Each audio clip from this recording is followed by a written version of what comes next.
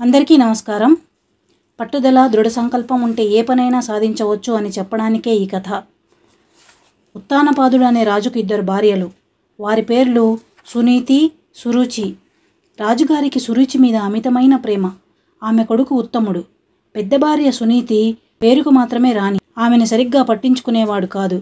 సునీతి కొడుకు ధ్రువుడు. తండ్రి ప్రేమకు దగ్గరగా ఉండాలనుకునేవాడు. కానీ తండ్రి పినతల్లి అయిన సురుచి ఇంట్లోనే ఎక్కువగా గడిపేవాడు. అందువల్ల ధ్రువుడికి తండ్రి ప్రేమ కరువైంది. ఒకరోజు ధ్రువుడు తండ్రితో గడపాలని పినతల్లి ఇంటికి వెళ్ళాడు. తండ్రి ఒడిలో ఉత్తముడు కూర్చొని ఉన్నాడు. ధ్రువుడు చాలా సంతోషంతో తండ్రి వద్దకు వెళ్ళాడు. తండ్రి ధ్రువుడిని చీదరించుకున్నాడు. తండ్రి నిరాదరణకు ధ్రువునికి దుఃఖం ఆగలేదు. అది చూసిన పినతల్లి కఠినంగా ఇలా అంది: ధ్రువా, నీకు తండ్రి తొడపై కూర్చునే అదృష్టం లేదు.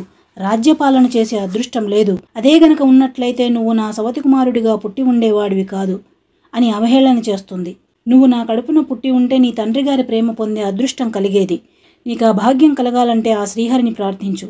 అప్పుడు నీకు ఈ ఉత్తముని స్థానం లభిస్తుంది అన్నది పినతల్లి సురుచి.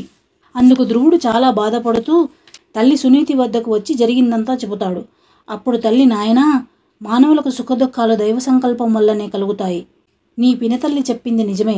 తండ్రి ప్రేమ కోసమే కాకుండా ఒక పెద్ద ఆశయం పెట్టుకొని మీ తాతగారి వలె ఆ దేవదేవుని గురించి తపస్సు చెయ్యి. ఆయన్ని ధ్యానించు, ఉత్తమగతిని పొందు అని చెప్పింది. తల్లి చెప్పిన మాటలకు ధ్రువుడు ఉత్తేజితుడయ్యాడు. ఆ శ్రీ మహావిష్ణువును ప్రార్థించి ఆయన్ని మెప్పించి రాజార్హతను సంపాదిస్తానని 5 ఏళ్ల వయసులో శపథం చేసి అడవి బాట పడతాడు. దారిలో నారద మహర్షి ఎదురై విషయం తెలుసుకొని నవ్వుతూ ఇలా అన్నాడు: నాయనా ధ్రువా, పసివాడివి, పినతల్లి మాటలకు ఇంత పట్టింపా? తపస్సు అంటే మామూలు విషయం కాదు, చాలా కష్టం. నీ నిర్ణయం మార్చుకో. నీవు ఆటపాటలతో గడపాల్సిన పసివాడివి. ఈ ప్రయత్నం విరమించుకో. మోక్షం మీద కోరిక ఉంటే ముసలితనంలో ప్రయత్నించవచ్చు. నారదుడి మాటలకు ధ్రువుడు, మహర్షి, నా పినతల్లి మాటలు నాలో రేపిన బాధ అంతా ఇంతా కాదు. ఉత్తముని కన్నా నేను గొప్ప స్థానం సంపాదించాలి.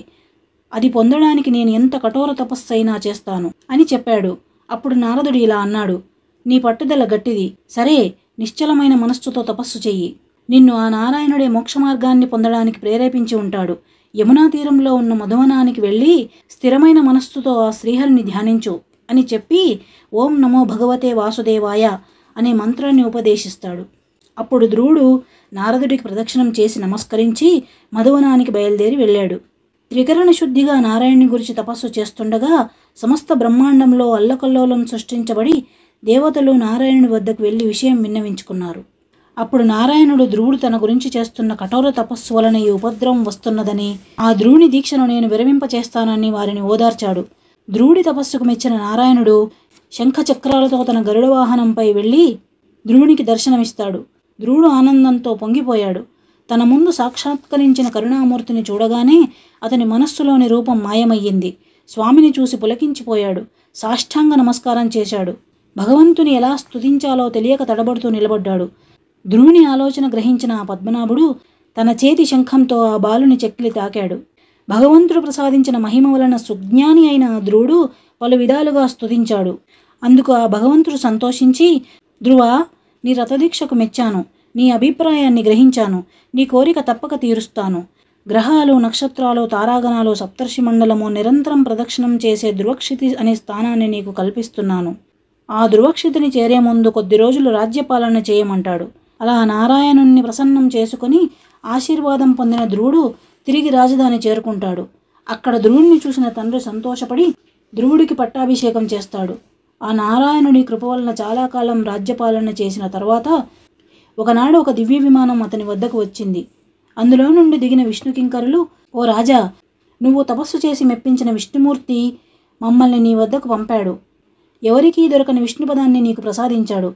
దయచేసి ఈ విమానాన్ని ఎక్కండి అన్నారు. ధ్రువుడు ఆ రథం ఎక్కబోతూ తల్లిని విడిచి వెళ్తున్నందుకు విచారించాడు. అది గ్రహించిన కింకరులు అప్పటికే ముందు భాగంలో కూర్చున్న సునీతిని చూపించగా ధ్రువుడు పరమానందభరితుడై తల్లితో కలిసి విష్ణుభక్తులు మాత్రమే చేరగలిగిన దివ్యపదమైన ఆ విష్ణుపదాన్ని చేరుకున్నాడు. ఇలా ధ్రువుడు చేరుతున్న విష్ణుపదం కాంతిమయమైనది. ఆ కాంతి ముల్లోకాలకు విస్తరిస్తుంది. నేటికీ కనబడే ఉత్తర ధ్రువంపై ఉన్న నక్షత్రమే ఆ ధ్రువ నక్షత్రం. ధ్రువుడు గొప్ప లక్ష్యంతో తపస్సు చేసి అనుకున్నది సాధించాడు. మన పెద్దలు ఇప్పటికీ చిన్నపిల్లలకి భక్తికి కార్యనిశ్చయానికి ఉదాహరణగా ధ్రువచరిత్ర చెబుతారు. ఈ ధ్రువ చరిత్ర అతి పుణ్యమైనది. ఈ ధ్రువోపాఖ్యానాన్ని పుణ్యదినాలలో భక్తి శ్రద్ధలతో పఠించినా విన్నా ఉత్తమగతి మరియు శ్రీహరి అనుగ్రహం లభిస్తాయి. ఇదండి ఇవాల్టి కథ. మీకు నచ్చినట్లయితే like, share, comment and subscribe. నమస్తే.